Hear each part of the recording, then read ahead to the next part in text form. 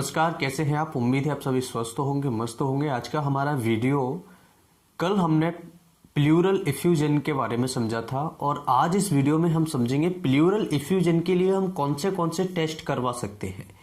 यानी कि अगर हमें प्लूरल इफ्यूजन जैसे कोई कंफ्यूजन होता है कि हमारे फेफड़ों में पानी भर गया है, तो ऐसी कंडीशन में हम कौन से टेस्ट, लैब टेस्ट करवा सकते हैं जिससे हम पता लगा सके कि वास्तव में हमारे फेफड़ों में पानी भरा है या फिर हमें कोई और समस्या है, जैसे ट्यूबरकुलोसिस है, कैंसर है, लंग कैंसर है, ट्यूमर वगैरह है, कोई मैलिग्नेंसी है जो कि लंबे समय से आपको परेशान कर रही है। तो ऐसी सिचुएशन में किस तरह से हम पता करेंगे और कौन से इंपॉर्टेंट टेस्ट होंगे जिनकी सहायता से, जिनकी हेल्प से हम आसान तरीके से समझ सकते हैं और उनमें क्या क्या आपको देखने को मिल सकता है, इस वीडियो में हम जानेंगे। अगर वीडियो अच्छा लगे तो लाइक जरूर करें। अगर आप हमारे चैनल पर पहली बार हैं तो हमारी मेडिकल से रिलेटेड वीडियोस, आसान शब्दों में मेडिकल टर्म को समझने के लिए, आसान शब्दों में मेडिकल बीमारियों को समझने के लिए हमारे चैनल को सब्सक्राइब करें, वीडियो को लाइक करें और शेयर करना न भूलें। शेयर जरूर करें।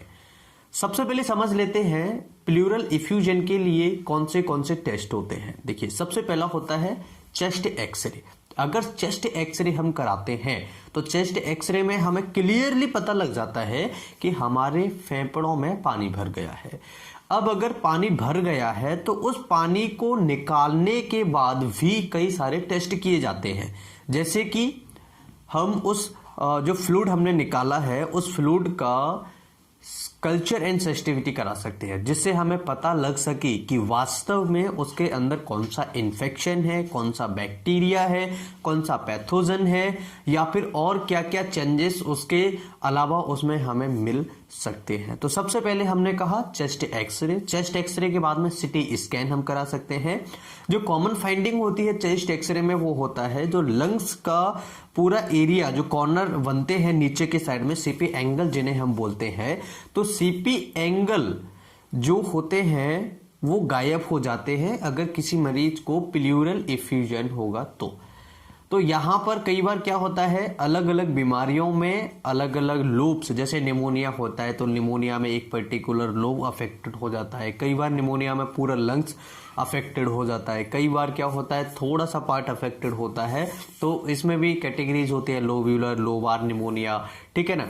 तो इसी प्रकार से क्या होता है, जब हमारे फेफड़ों में किसी पर्टिकुलर पार्ट में, मतलब पार्ट तो हम नहीं कह सकते लेकिन उसकी कवरिंग जो है उसके अंदर अगर कहीं पानी भरता है तो वो मोस्टली नीचे के साइड में भरता है। नीचे का जो साइड होता है वो इन्वॉल्वमेंट होता है, इसलिए नीचे के जो सीपी एंगल्स होते हैं वो गायब हो जाते हैं, हमें दिखेंगे ही नहीं, पूरे वाइड हो जाते हैं। दूसरा, सिटी स्कैन हम करा सकते हैं। सिटी स्कैन के अलावा एमआरआई हम करा सकते हैं और एमआरआई के अलावा नॉर्मल टेस्ट जो होते हैं जैसे अल्ट्रासाउंड वगैरह है।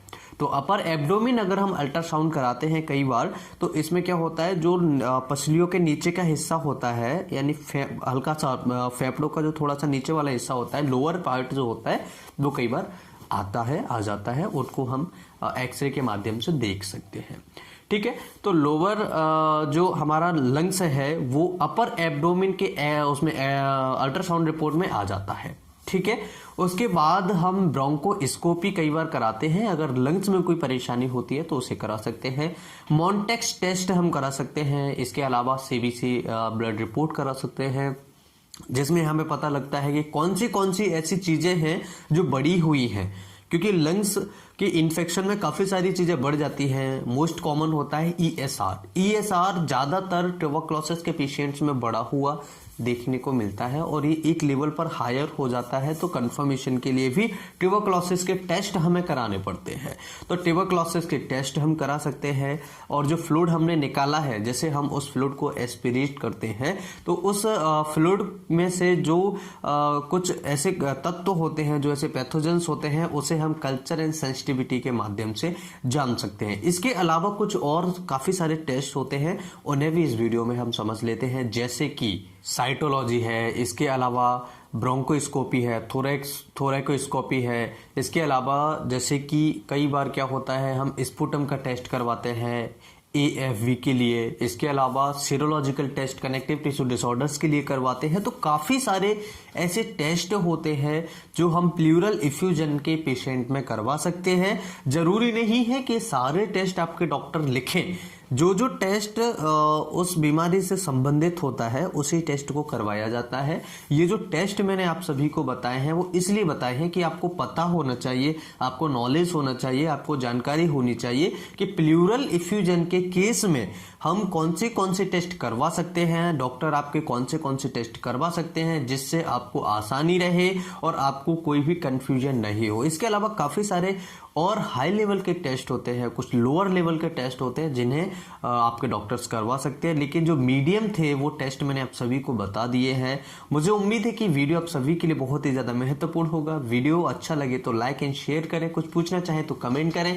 मैं फिर मिलता हूँ इसी तरह किसी नई वीडियो में, तब तक के लिए नमस्कार। Thank you for watching, have a nice day.